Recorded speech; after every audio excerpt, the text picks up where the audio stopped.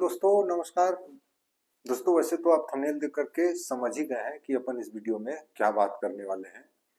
तो दोस्तों आज अपन इसी जीवन लाभ बीमा पॉलिसी के बारे में जानने वाले हैं, क्योंकि दोस्तों ये जो जीवन लाभ पॉलिसी है इसको एलआईसी ने 30 सितंबर को बंद कर दिया था और कुछ चेंज और कुछ बदलाव के साथ फिर अक्टूबर से इसे पुनः चालू किया गया, प्रारंभ किया गया। तो उसमें क्या बदलाव किए गए हैं आज अपन इसी को जानने वाले हैं। तो आइए आगे बढ़ते हैं। लेकिन दोस्तों वीडियो में आगे बढ़ने से पहले यदि आप मेरे चैनल एसएस मरकाम शो में आज पहली बार आए हैं तो यहाँ पर जो बटन है ऐसा ही बटन आपको वीडियो के नीचे मिल जाएगा। पहले आप उसे टच करके लाइक और सब्सक्राइब जरूर कर लीजिए और साथ में बेल की घंटी को ऑल में सेट कर दीजिए। दोस्तों ऐसा करने से दोस्तों हमारी हर नई वीडियो का नोटिफिकेशन आपको सबसे पहले मिलती रहेगी। दोस्तों तो चलिए वीडियो में आगे बढ़ते हैं।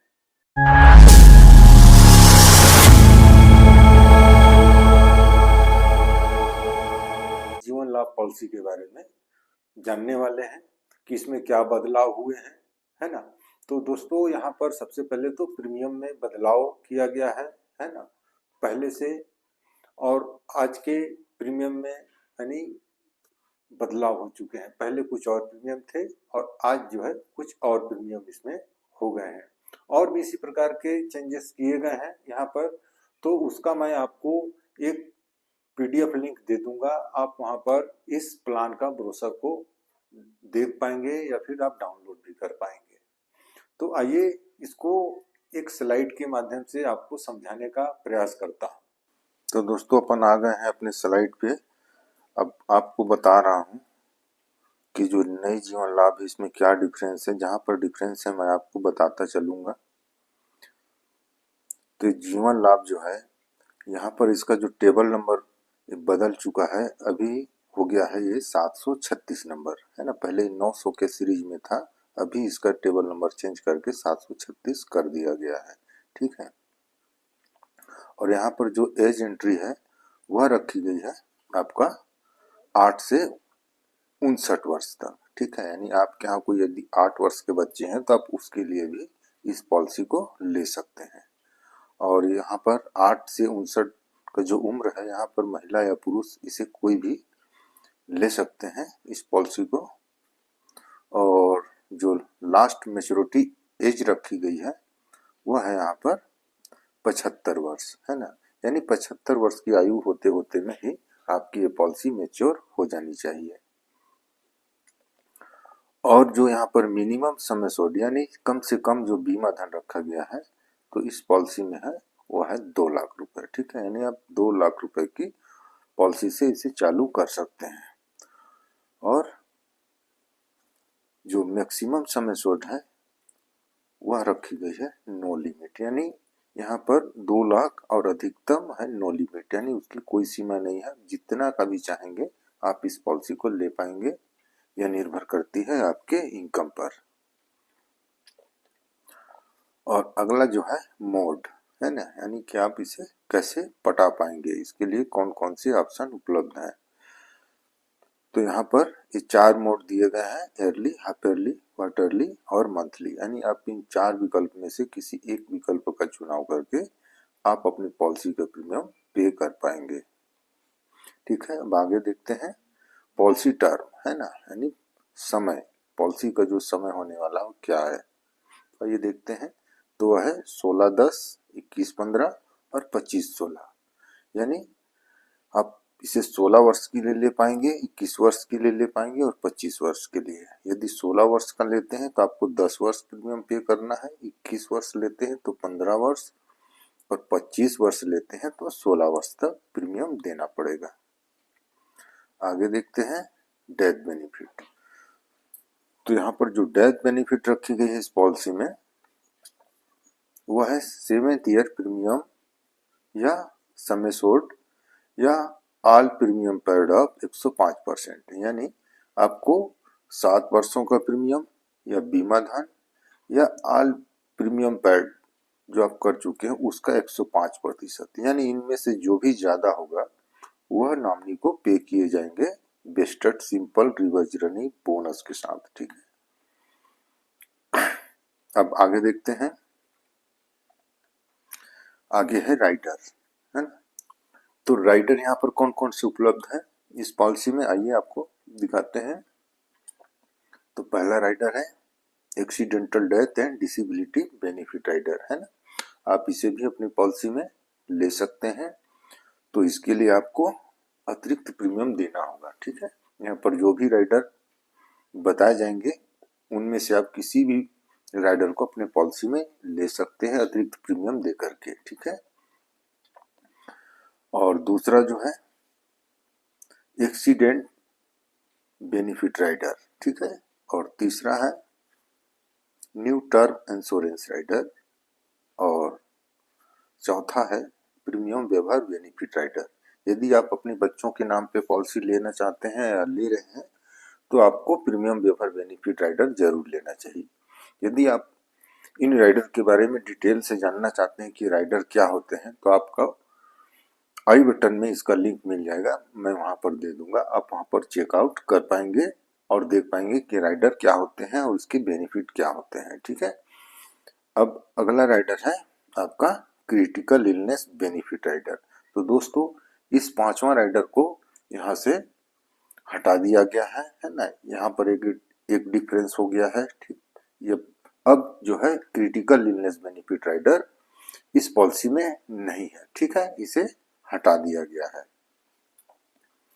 और आगे देखते हैं अदर बेनिफिट, है ना। इसके अलावा आपको इसमें और क्या क्या लाभ मिल सकता है, ठीक है। तो पहला है सेटलमेंट ऑप्शन, ठीक है। तो सेटलमेंट ऑप्शन आप अपनी पॉलिसी में लगा सकते हैं कितने समय का, 5, 10 और 15 वर्ष के लिए। यदि आप ऐसा करते हैं तो आपको जो मेच्योरिटी पे मिलने वाली रकम है वह किस्तों में दी जाएगी, 5 साल, 10 साल, 15 वर्ष ऐसे। तो वहां पर भी आपको एक अतिरिक्त ब्याज के साथ LIC आपका मेच्योरिटी की रकम को देती जाएगी, ठीक है। और अगला है ग्रेस पीरियड, है ना। तो ग्रेस पीरियड यानी रियायत अवधि, ठीक है। तो रियायत अवधि आपको कैसे मिलने वाली है, ईयरली, हाफ ईयरली और क्वार्टरली पे आपको 30 दिन का रियायत मिलता है, ठीक है। और मंथली में 15 दिन का, ठीक है। अब आगे देखते हैं, तीसरा है रिबेट ऑन प्रीमियम, यानी आपको जो किस्त भरते हैं उस पे क्या रिबेट मिलने वाला है, ठीक। तो आप ईयरली मोड का चुनाव करते हैं या हाफ ईयरली मोड का, तो ईयरली पे आपको 2% का रिबेट मिलेगा और ईयरली पे 1% का रिबेट मिल जाता है। और क्वार्टरली और मंथली में आपको किसी प्रकार का रिबेट नहीं मिलता है, ठीक है। और आगे देखते हैं, अब है सरेंडर, ठीक है। तो ये सरेंडर जो है आप इसे कब कर सकते हैं, आफ्टर 1 ईयर, है ना। 1 साल के बाद सरेंडर करते हैं आप तो आपको ग्रांटेड सरेंडर वैल्यू दी जाएगी, ठीक है। और आफ्टर 2 ईयर, यदि आप 2 वर्ष के बाद सरेंडर करते हैं, अपनी पॉलिसी को बंद कराते हैं, तो आपको स्पेशल सरेंडर वैल्यू दी जाएगी। लेकिन दोस्तों आपको इसके चक्कर में नहीं पड़ना है। आप कोई भी पॉलिसी कभी भी सरेंडर कराने की नीयत से ना ले, इससे आपको आर्थिक हानि हो सकती है, ठीक है। और अगला है लोन, ठीक है। तो लोन यहाँ पर आप कब ले पाएंगे, आफ्टर 1 ईयर, है ना। यदि आप 1 साल पे लोन लेते हैं तो आपको 40 से 50% तक लोन मिल सकता है अपनी पॉलिसी से, ठीक है। और दूसरा है आफ्टर 2 ईयर, यदि आप 2 साल के बाद यदि लोन कराना चाहते हैं अपनी इस पॉलिसी से तो आपको 70 से 80% तक का लोन मिल सकती है, ठीक है। तो एक डिफरेंस तो यहाँ पर किया गया है दोस्तों, पहले आप 2 वर्ष से पहले अपनी पॉलिसी का सरेंडर नहीं करा सकते थे, ठीक है। और दूसरा है लोन, वह भी आपको 2 वर्ष के बाद दिया जाता था, ठीक है। तो इसके लिए ये अलग कंडीशन यहाँ पर रखी गई है। और आगे देखते हैं, आ गया एग्जाम्पल, ठीक है। तो इसे अपन एक एग्जाम्पल, एक उदाहरण से समझते हैं।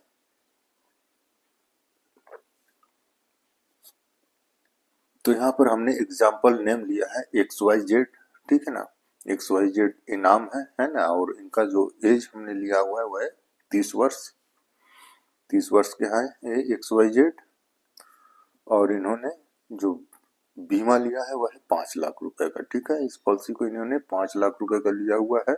और आगे देखते हैं टर्म, है ना, इसका समय अवधि। ठीक है, इस पॉलिसी का तो उन्होंने 21-15 लिया है। ठीक है, यानी 21 वर्ष की ये पॉलिसी है। ठीक, और उनका जो प्रीमियम पेमेंट करने का जो टर्म है वह है 15 वर्ष। ठीक है, 15 वर्ष तक इन्हें प्रीमियम देना पड़ेगा। ठीक, तो इनका फर्स्ट ईयर का जो प्रीमियम है ना, उसे देखते हैं। फर्स्ट ईयर में आपको 4.5% के हिसाब से जीएसटी पे करना होगा प्रीमियम के साथ में। तो अर्ली प्रीमियम यहाँ पर निकल के आता है उनका 28,878 रुपये प्लस 1,300 रुपये जीएसटी, यानी 30,178 रुपये उन्हें प्रीमियम देना पड़ेगा अर्ली मोड में। ठीक है, और हाफ अर्ली मोड में यदि लेते हैं तो उन्हें 14,589 रुपये प्लस 656 रुपये, यानी 15,245 रुपये उन्हें हाफ ईयरली प्रीमियम देना होगा पहले वर्ष।